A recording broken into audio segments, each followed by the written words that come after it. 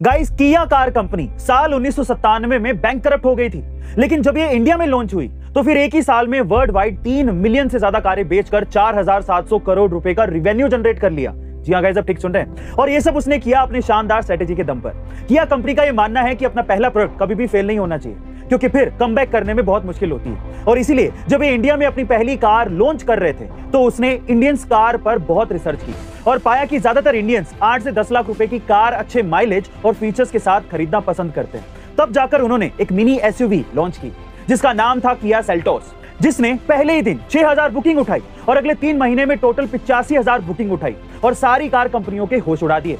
और महज 2 साल के अंदर किया इंडिया की टॉप 5 कार कंपनियों में शुमार हो गई। गाइस, किसी भी बिजनेस को सक्सेसफुल बनाने के लिए स्ट्रेटेजी बनाना बेहद जरूरी है। ऐसे अमेजिंग वीडियोस के लिए शेयर, सब्सक्राइब एंड लाइक। अगली वीडियो में दोस्तों, ये बात है साल 2015 की, जब इंडियन गवर्नमेंट ने मैगी को बैन कर दिया था।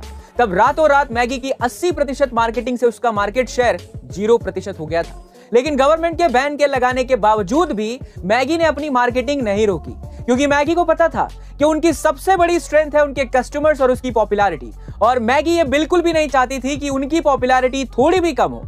इसीलिए मैगी ने बैन होने के बावजूद भी we miss you too type के इमोशनल हैशटैग ट्रेंड कराए, जिसके कारण लोगों के दिमाग से मैगी कभी गायब ही नहीं हुआ। उस वक्त मैगी के सारे एड कैंपेन लोगों के इमोशन से सीधे जुड़े रहे थे, जिसके कारण लोग मैगी को और ज्यादा मिस करने लगे। और इसीलिए मैगी के फिर से लॉन्च होते ही मैगी ने कुछ टाइम में ही 57% मार्केट शेयर कैप्चर भी कर लिया था और एक बार फिर मैगी मार्केट लीडर बन गई। गाइस, मैगी की एक गजब की मार्केटिंग स्ट्रेटेजी आपको कैसी लगी कमेंट सेक्शन में जरूर बताइए। और ऐसे ही अमेजिंग इन्फॉर्मेटिव वीडियोस के लिए हमें लाइक और सब्सक्राइब करना ना भूलें। मिलते हैं अगले वीडियो में। गाइस, चाहे आप रेगिस्तान में हो या पहाड़ों पे, गांव में हो या शहरों में, टाटा ग्रुप की कोई ना कोई चीज आपको अपने आसपास जरूर दिख जाएगी। फिर चाहे वो नमक हो या चाय, ट्रक हो या कार, टाटा ग्रुप एक ऐसा ग्रुप है जिसकी खासियत ही यही है कि ये हर किसी से जुड़ा हुआ है। लेकिन टाटा से जुड़ी कुछ ऐसी कंपनियां हैं जिसके बारे में शायद ही आप जानते होंगे। जी हाँ गाइस, टाटा से जुड़ी इन कंपनियों में Starbucks, Taj hotels, Zara, big basket, Tanishq, Jaguar, Voltas, fast track, Titan, Vistara, air India और कल्ट फिट जैसी कंपनियां शामिल हैं। गाइस, देश में शायद ही कोई ऐसा घर हो जहां टाटा की कोई चीज मौजूद ना हो। ऐसी अमेजिंग इंफॉर्मेटिव वीडियोस के लिए शेयर, सब्सक्राइब एंड लाइक। मिलते हैं अगली वीडियो में।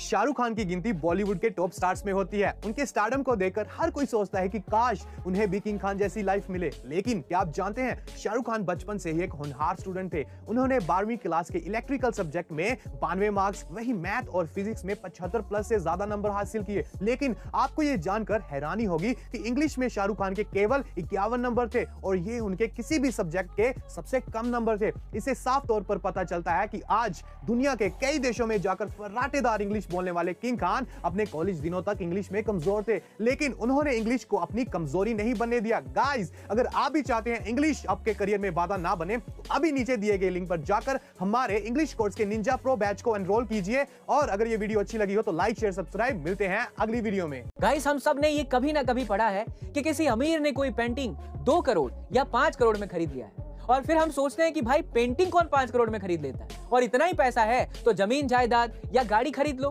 पेंटिंग ही क्यों। तो आइए मैं आपको समझाता हूँ। दरअसल अमीरों पर टैक्स बहुत लगता है, तो कई देशों में इससे बचने का एक तरीका है। मान लीजिए आप एक पेंटिंग 1 करोड़ रुपए में खरीदते हैं, फिर आप उसे म्यूजियम में एग्जीबिशन में बेचने के लिए डिस्प्ले कर देते हैं। जहां लोग उसे 5 करोड़ में खरीदने को तैयार हो जाते हैं तो कोई 10 करोड़ में। मान लीजिए पेंटिंग आपने 1 करोड़ में खरीदी, अब कोई उसे 10 करोड़ में खरीदने को तैयार है, यानी उस पेंटिंग की वैल्यू अब 10 करोड़ हो चुकी है। वो 10 करोड़ आप किसी म्यूजियम को डोनेट या चैरिटी कर देते हो। अब उस देश में इनकम टैक्स स्लैब 30% है, तो आपके पास 3 करोड़ का रुपए का इनकम टैक्स क्रेडिट आ जाएगा। अब सोचो, इतनी अच्छी डील है, पेंटिंग में 1 करोड़ इन्वेस्टमेंट करके आपने 3 करोड़ का टैक्स बचा लिया। है ना ये गजब का आइडिया? आपका क्या ख्याल है हमें कमेंट सेक्शन में जरूर बताइए। और ऐसे ही अमेजिंग इन्फॉर्मेटिव वीडियोस के लिए लाइक और सब्सक्राइब करना